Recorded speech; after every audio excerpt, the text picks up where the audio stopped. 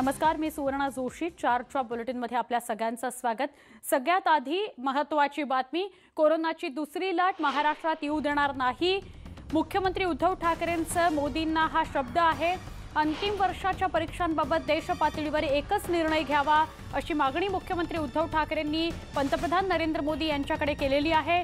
Video कॉन्फरन्सिंगद्वारे चर्चा झाली या दोघांमध्ये. तेव्हा उद्धव ठाकरेंनी असं आश्वासित केलेलं आहे की कोरोनाची दुसरी लाट महाराष्ट्रात येऊ देणार नाही. पंतप्रधानांनी 10 राज्यातील कोरोना उपाययोजनांचा आढावा घेतला.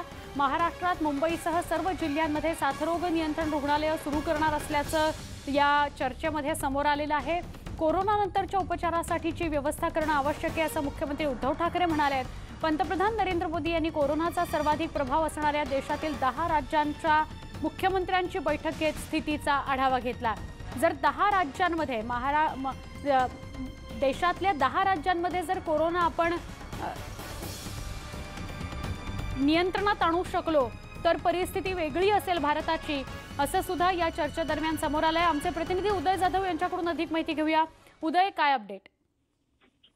सुवर्ण, आज सकाळी जी महत्वाची बैठक झालेली आहे व्हिडिओ कॉन्फरन्सिंगच्याद्वारे पंतप्रधान नरेंद्र मोदी यांच्या उपस्थितीमध्ये देशातील 10 प्रमुख राज्यांची ही बैठक झाली. हे 10 प्रमुख राज्य सर्वाधिक कोरोनाबाधित राज्य, त्यामुळे त्या राज्यांच्या मुख्यमंत्र्यांसोबत पंतप्रधानांची ही व्हिडिओ कॉन्फरन्सिंगद्वारे बैठक झालेली आहे. या बैठकीमध्ये पंतप्रधानांनी काय सांगितले आपण पाहिलंच आहे. त्याचबरोबर महाराष्ट्राचे मुख्यमंत्री उद्धव ठाकरे यांनी देखील काही मागणी केलेली आहे. ती म्हणजे महाराष्ट्रात यापुढे दुसरी लाट जी आहे कोरोनाची संसर्गाची ती येऊ देणार नाही. त्यासाठी महाराष्ट्र राज्य सरकार, आरोग्य विभाग जे आहे ते सक्षमपणे प्रयत्न करत आहेत. त्याचबरोबर या कोविड संसर्गाच्या काळामध्ये ज्या अंतिम वर्षाच्या विद्यार्थ्यांच्या परीक्षा ज्या आहेत त्या संदर्भात जो वाद सुरू आहे त्या संदर्भात संपूर्ण देशभरामध्ये एकच निर्णय व्हावा ही प्रमुख मागणी केलेली आहे. इतर राज्यांमध्ये अंतिम वर्षाच्या विद्यार्थ्यांसंदर्भात एक निर्णय आणि महाराष्ट्रात जर एक निर्णय होत असेल तर एक जो विसंगती आहे ती निर्माण होते, ती होऊ नये यासाठी त्यांनी मागणी केलेली आहे पंतप्रधानांकडे. अंतिम वर्षाच्या विद्यार्थ्यांसाठी एकच निर्णय संपूर्ण देशभरामध्ये व्हावा. आणि सर्वात महत्त्वाचं म्हणजे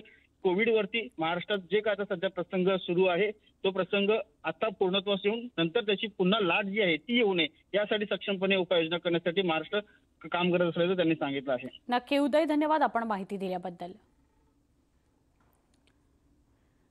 बातमी आहे दूध आंदोलनासंदर्भातली. दूध दरवाढी संदर्भात भाजप महायुती पुन्हा आक्रमक झालेली आहे.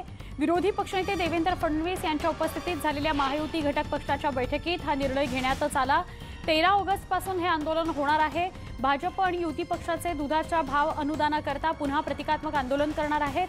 माजी कृषी राज्यमंत्री सदाभाऊ खोत यांनी ही घोषणा केली. दरम्यान 19 ऑगस्ट पर्यंत 5 लाख दूध उत्पादक शेतकरी मुख्यमंत्री उद्धव ठाकरेंना पत्र लिहिणार आहेत.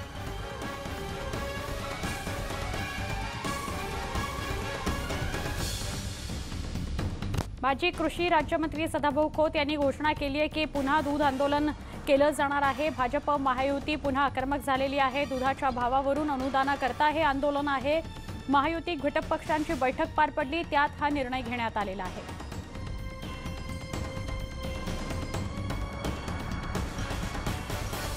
याआधी सुद्धा 2दा आंदोलनं झाली आणि या दोन्ही वेळेला शेतकरी नेते आक्रमक झालेले होते, दूध उत्पादक आक्रमक झालेले होते. माजी कृषी राज्यमंत्री सदाभाऊ खोत स्वतः दूरध्वनीवरून आपल्या सोबत आहेत. सदाभाऊ, आज ही महत्त्वाची बैठक झाली ज्यामध्ये पुन्हा आंदोलनाची घोषणा करण्यात आलेली आहे. खरं तर हे 3रं आंदोलन आहे आपलं. आपण काय सांगाल या बैठकीत जे निर्णय झाले त्याविषयी आणि सरकारची भूमिका दूध उत्पादकांच्या बाजूने का नाहीये याविषयी? या ठिकाणी आज या राज्याचे विरोधी पक्षनेते माजी मुख्यमंत्री देवेंद्रजी फडणवीस आणि चंद्रकांत दादाजी पाटील असतील, त्याचबरोबर महायुतीमधले आदरणीय महादेव जानकर साहेब, विनायक मेटे साहेब आणि रिपब्लिकन पार्टी ऑफ इंडियाचे आदरणीय अविनाश महातेकर साहेब हे या बैठकीला उपस्थित होते आणि राज्यातले सगळे लोकप्रतिनिधी उपस्थित होते. खरं बघितलं तर 20 जुलैला या सरकारला पहिल्या टप्प्यामध्ये निवेदन दिलेली होती. त्याच्यानंतर 22 जुलै रोजी राज्याच्या दुग्धविकास मंत्र्यांनी या ठिकाणी बैठक घेतली. कॅबिनेट समोर आम्ही शेतकऱ्यांच्या मागण्यात होतो असं सांगितलं, पण त्यातून काही निर्णय झाला नसल्यामुळं 1 ऑगस्टला राज्यव्यापी दूध बंद आंदोलन या ठिकाणी पुकारण्यात आलं आणि लाखो शेतकरी खऱ्या अर्थाने या आंदोलनामध्ये सहभागी झाला.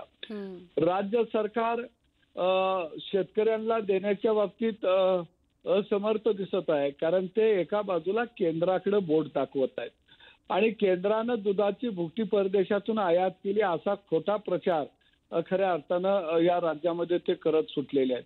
परंतु केंद्र सरकारनं 1 ग्रॅम सुद्धा परदेशातून दुधाची भुकटी आणलेली नाही आहे. हा प्रश्न या राज्यामध्ये का उपस्थित राहिला याच्या मुळाशी हे जायला तयार नाही आहेत. या राज्यातील सहकार चळवळ खऱ्या अर्थानं मोडून पडलेली आहे आणि 24% दूध संकलन हे सहकार चळवळीच्या माध्यमातून होतं आणि 76% दूध संकलन हे खाजगी डेअऱ्यांच्या माध्यमातून होत आहे. नक्की सदाभाऊ, म्हणजे आता आपण सगळे एकदम ठाम आहात की कुठेतरी पुन्हा एकदा आंदोलन या सगळ्यासाठी करावं लागणार आहे. धन्यवाद सदाभाऊ, आपण या सगळ्याविषयी अधिक माहिती दिल्याबद्दल. आणि आता बातमी औरंगाबाद येथून. काल मराठा क्रांती ठोक मोर्चासाठी या आंदोलन पोलिसांनी बळाचा वापर करून संपवलं किंवा ते हाणून पाडलं.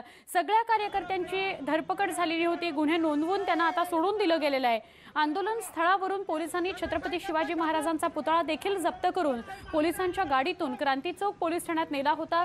कार्यकर्ते रात्रीच सोडून देण्यात आले होते, कार्यकर्त्यांना पाठवण्यात आलं होतं, पण छत्रपतींचा पुतळा मात्र पोलिसांनी आज कार्यकर्त्यांच्या हवाली केला. मराठा क्रांती ठोक मोर्चाच्या समन्वयकांनी छत्रपतींची मूर्ती सन्मानानं परत आणली. आम्हाला या राज्य सरकारने आमचं आंदोलन दडपण्याचा प्रयत्न केलेला आहे. येत्या 8 दिवसात